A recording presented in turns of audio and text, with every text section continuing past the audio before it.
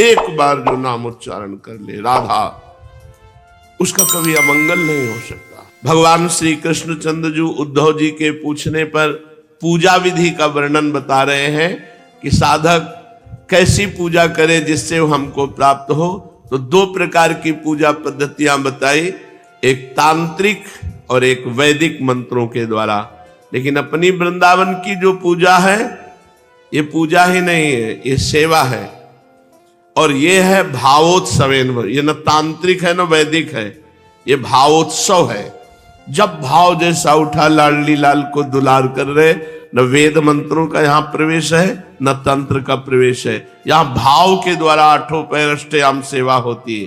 तांत्रिक और वैदिक सिद्धांत, उपासक पहले पूजा की सामग्री इकट्ठी कर ले, फिर इस प्रकार कुशा बिछाए कि कुशा के अगले भाग पूर्व की ओर हो।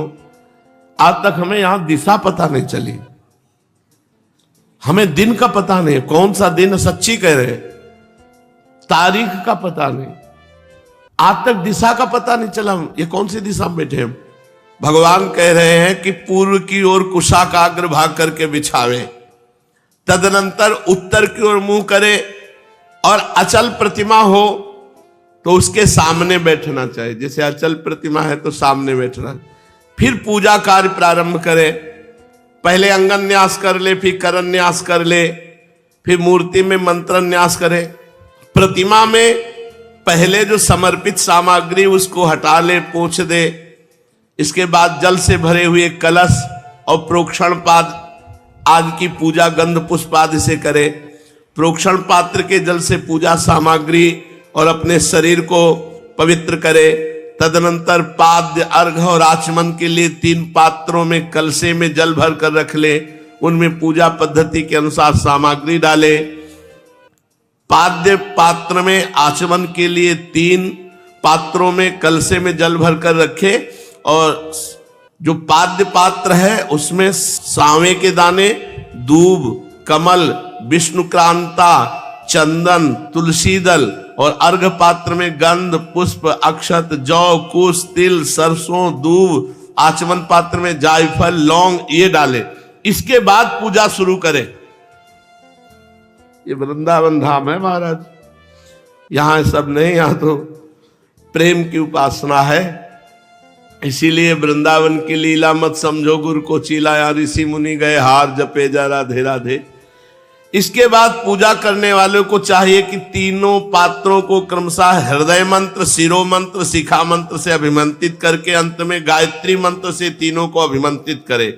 इसके बाद प्राणायाम के द्वारा, प्राणवायु भावनाओं के द्वारा शरीरस्थ अग्नि के शुद्ध हो जाने पर हृदय कमल में परम सूक्ष्म और श्रेष्ठ दीप शिखा के समान मेरी जीव कला का ध्यान करे।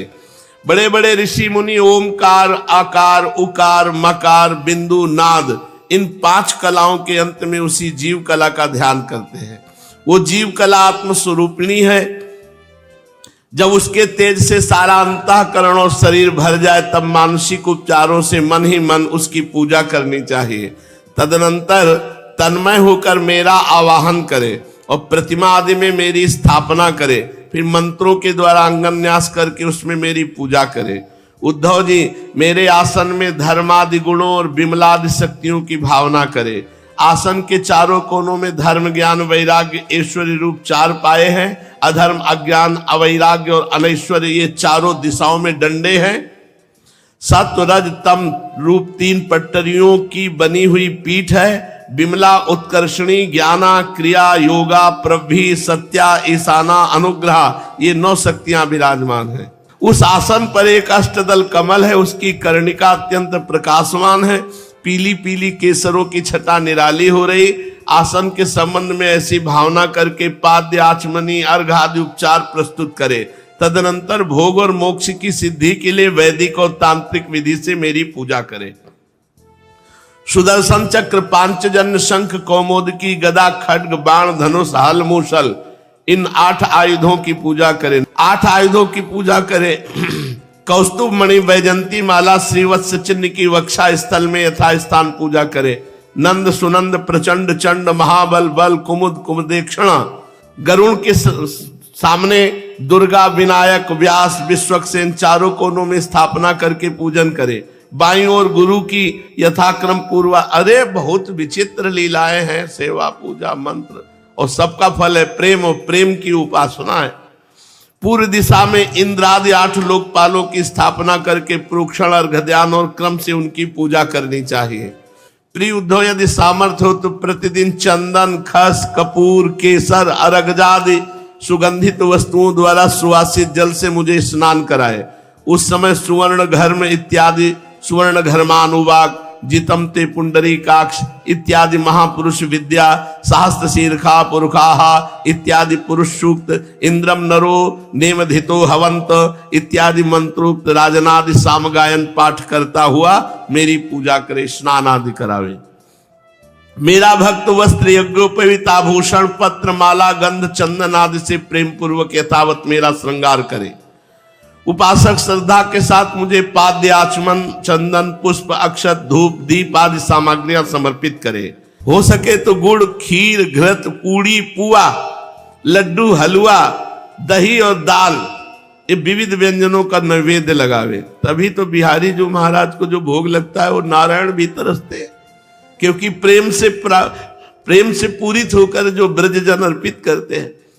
अच्छा, भोग लगावे, दाल आदि से व्यंजन का भोग लगावे।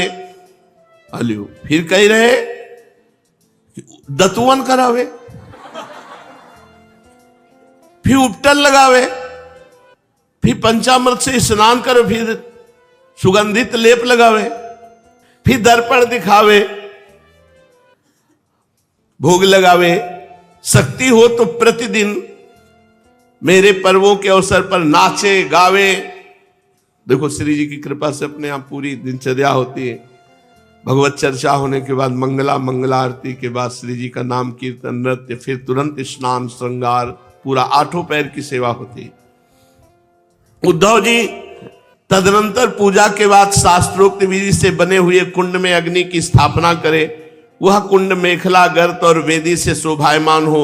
उसमें हाथ की हवा से अग्नि प्रज्वलित करके उसका परिसमूहन करे। वेदी के चारों कुशी कंडिका करके, अर्थात चारों ओर 20-20 कुछ बिछाकर मंत्र पढ़ता हुआ उन पर जल छिड़के। इसके बाद विधि पूर्वक समिधाओं अनुवाधान कर्म करके अग्नि के उत्तर भाग में होमोपयोगी सामग्री रखे। प्रोक्षणी पात्र के जल से प्रोक्षण करे।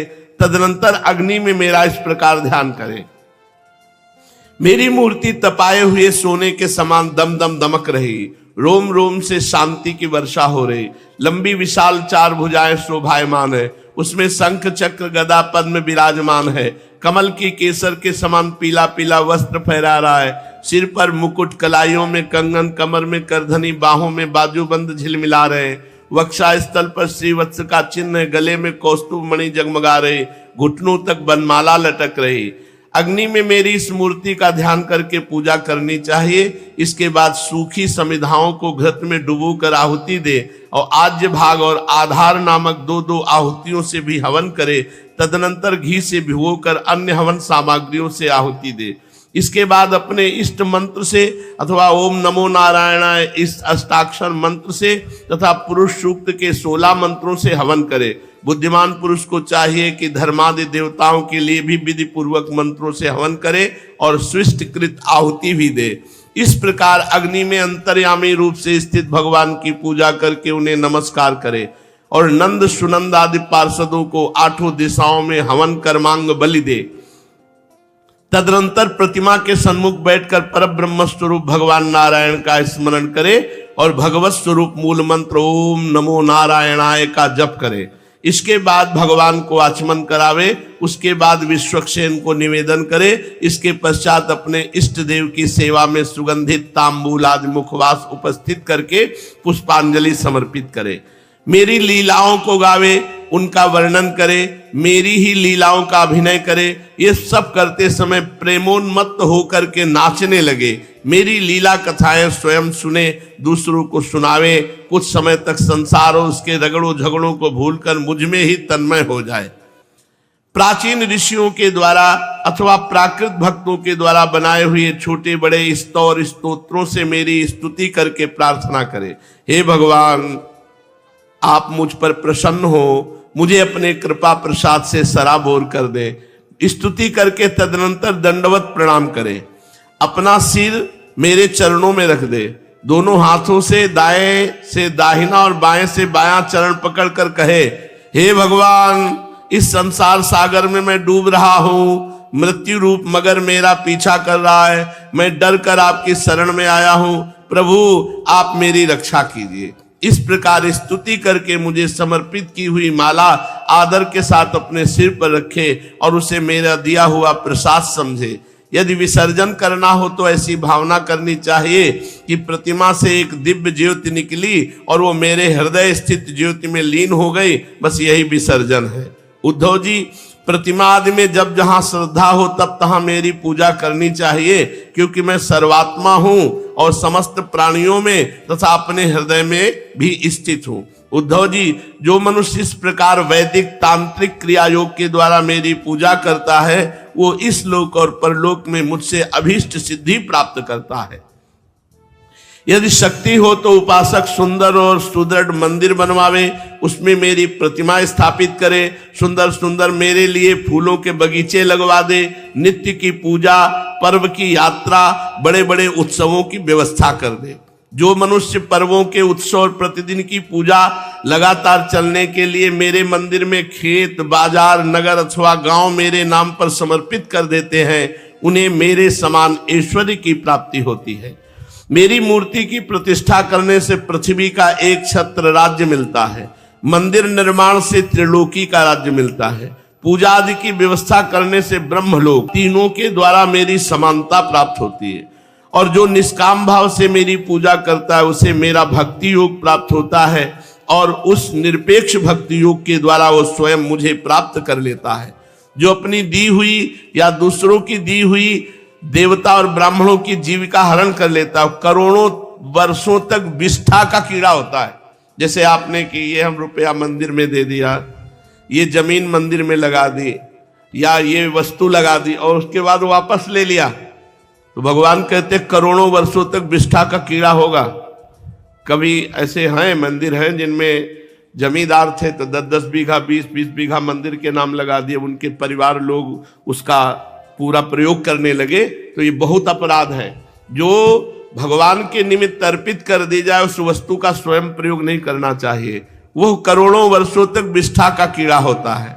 जो लोग ऐसे कामों में सहायता या प्रेरणा या अनुमोदन करते हैं, वे मरने के बाद बड़े दुख के भागीदारी बनते हैं। यदि उनका अधिक हाथ रहा तो अधिक फल होता है, यदि कम रहा तो कम मिलता है। इस तरह मेरी पूजा करे और सावधानी के द्वारा मेरे को अपने आप को समर्पित कर दे तो मेरी प्राप्ति हो जाती है।